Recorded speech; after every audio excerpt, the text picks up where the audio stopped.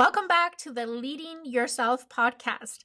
We are stepping into a brand new month, and with February now unfolding, I thought, what better way to kick things off than by sharing my personal theme for this month? If you know me, you know that I like to treat each year as a book with 12 chapters and 365 pages. And each month, each chapter brings a new focus. My 2025 book is called Elevate, and this second chapter, it's called Self-Love. Now, self-love has been my theme for February for years now. It started with the obvious connection with Valentine's Day, but over time, I realized something much deeper. To show up fully for the people that I love, I have to start by showing up for myself. You can't pour from an empty cup. I'm sure you've heard that expression before. But how often do we live by that expression? So in today's episode, I want to dive into what I've learned about self-love, what my intentions are that I'm setting for this month, and most importantly, how can we all fall in love back with life, with ourselves, and with the possibilities ahead. So let's get started.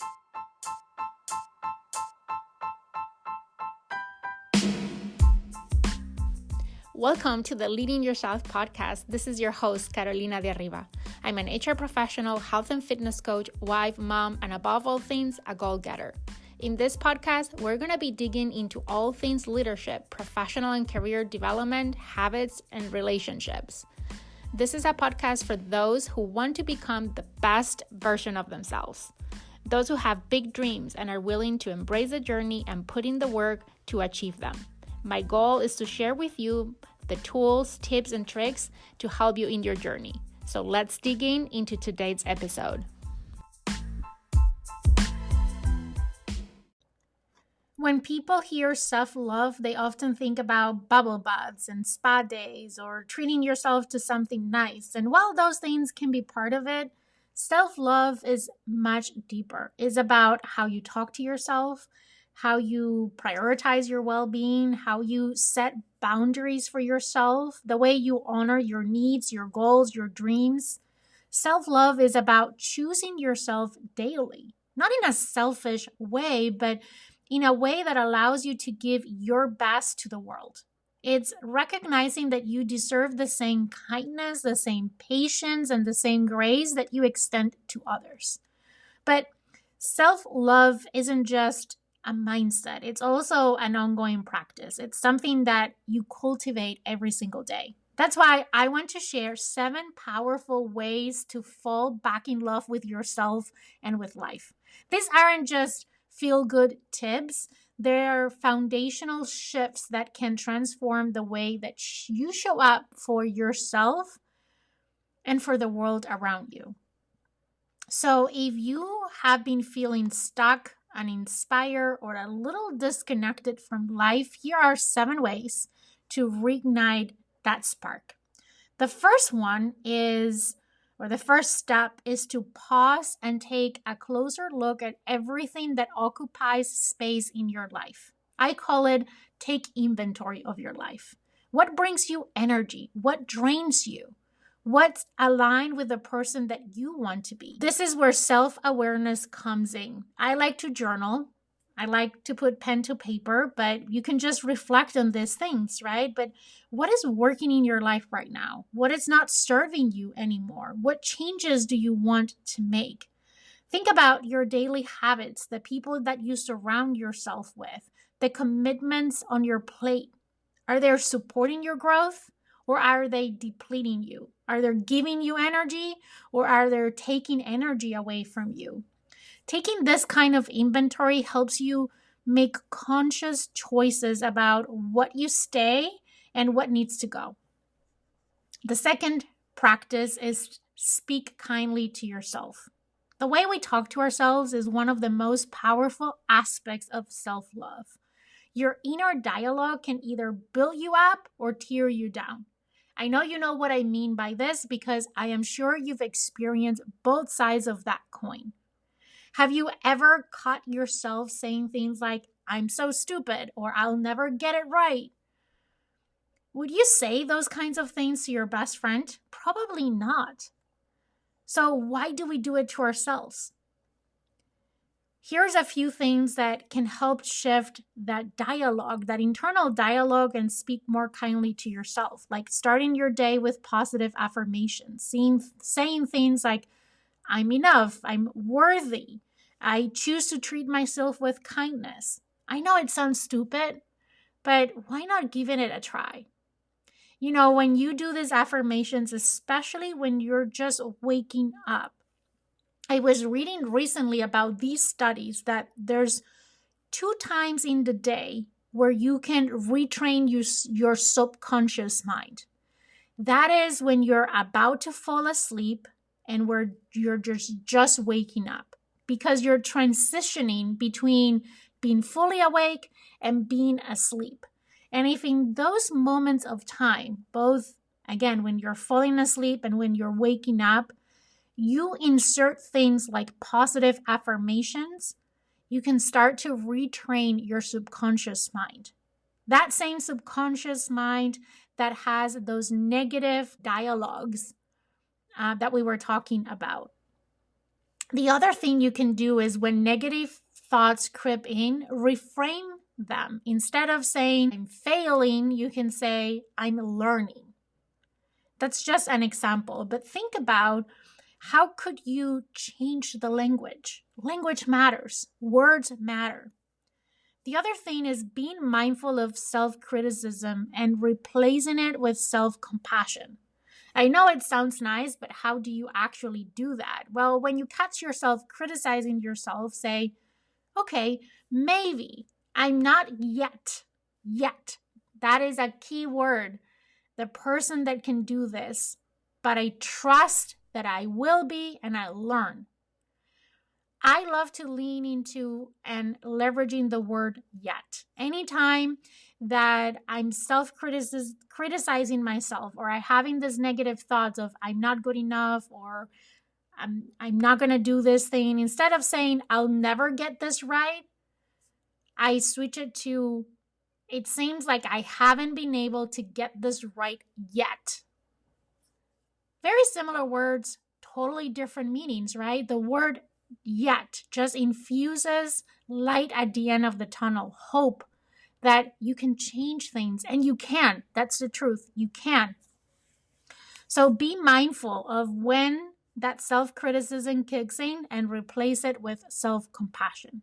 Over time, shifting your inner dialogue will transform your self-perception. Yes, the perception of yourself, how you see yourself. Because let me ask you this. Of course, if someone asked you this on a job interview, you would focus on your strengths, most likely.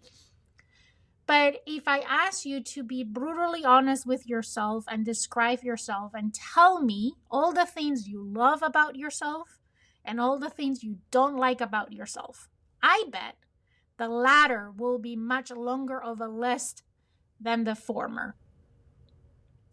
And that is a result of your self-perception. And that self-perception is formed through this internal dialogue. So, how this month can you be more intentional about shifting that internal dialogue? Okay, number 3 is prioritize joy every single day. We get so caught up in responsibilities that sometimes we forget to have fun. Joy is not a luxury, it's a necessity. When was the last time you did something purely because it made you happy? What are the things that light you up? See, one thing I love to do is I keep on my phone a list. I call it my joy list.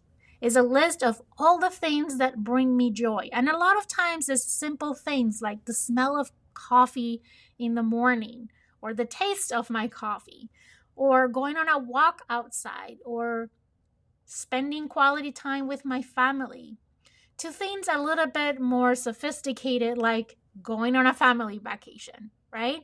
But I keep a running list of all the things that bring me joy.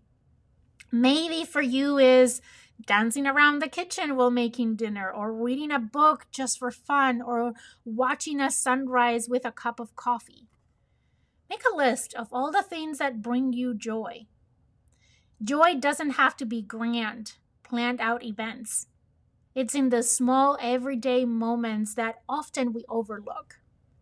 And by making this joy list, then every day you can be intentional about doing at least one thing that brings you joy and build consistency on doing that every day.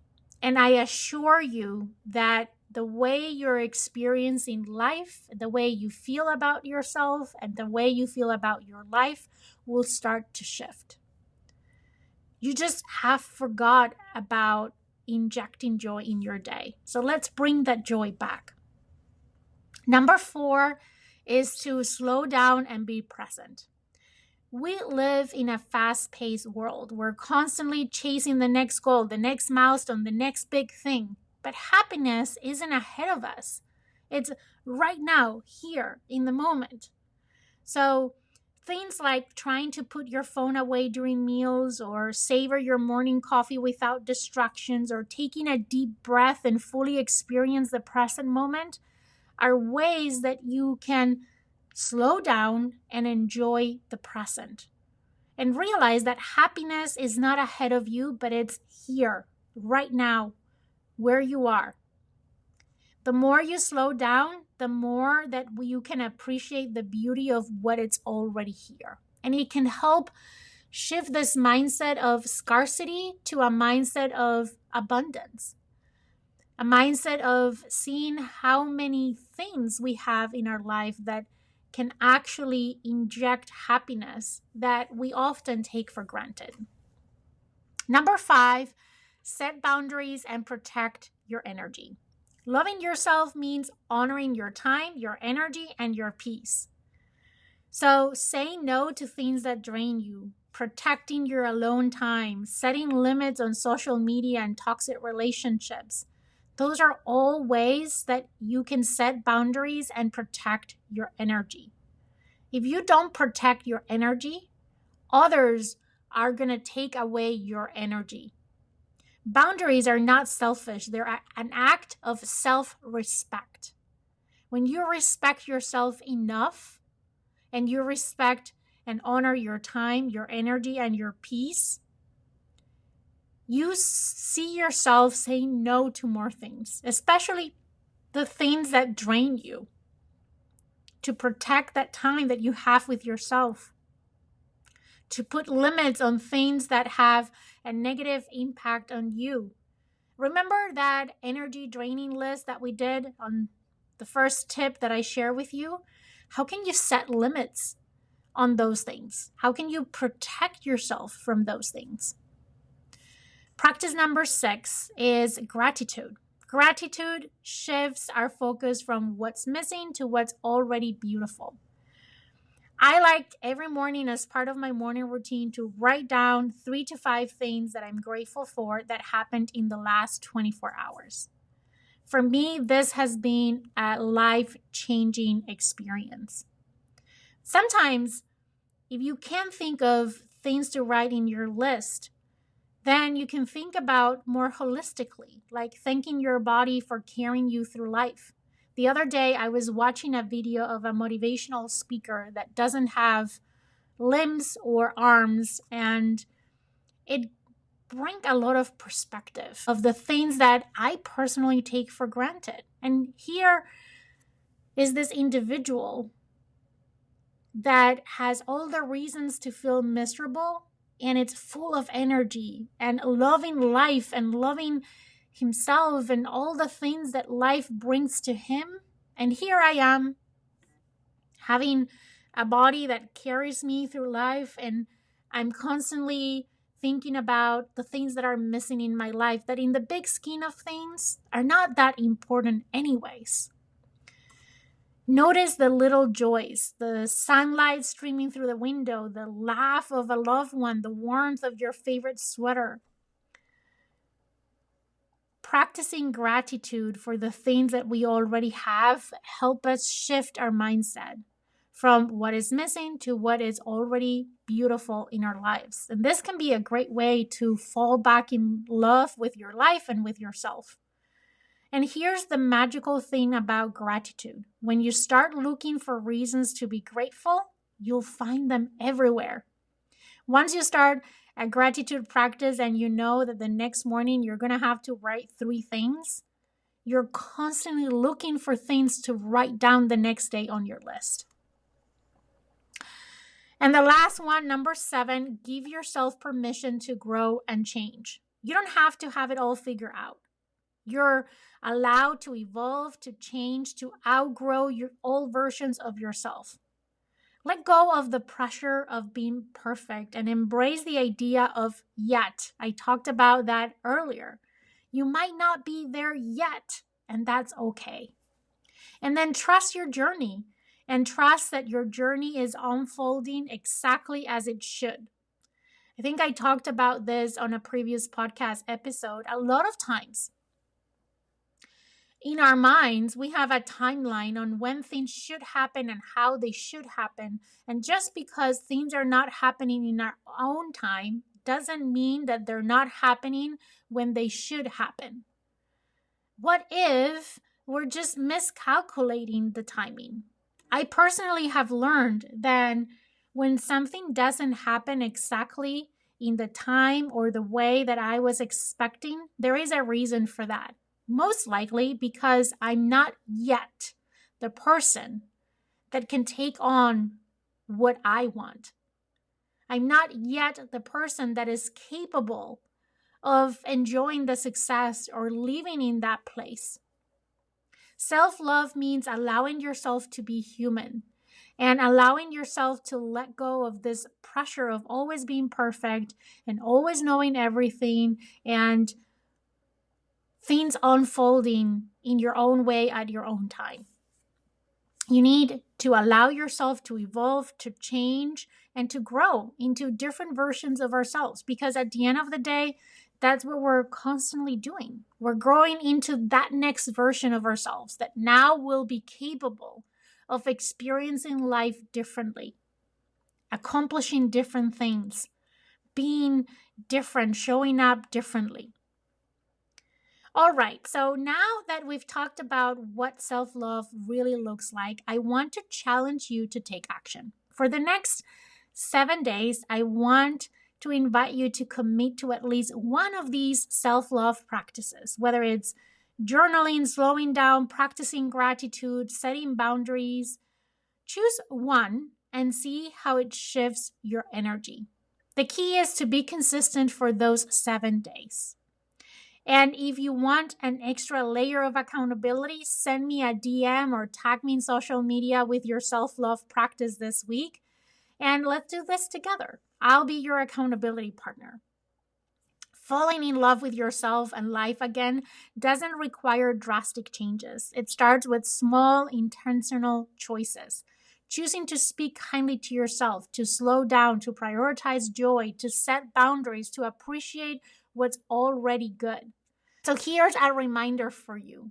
You're worthy of living your life fully right now, just as you are. Thank you so much for spending time with me today.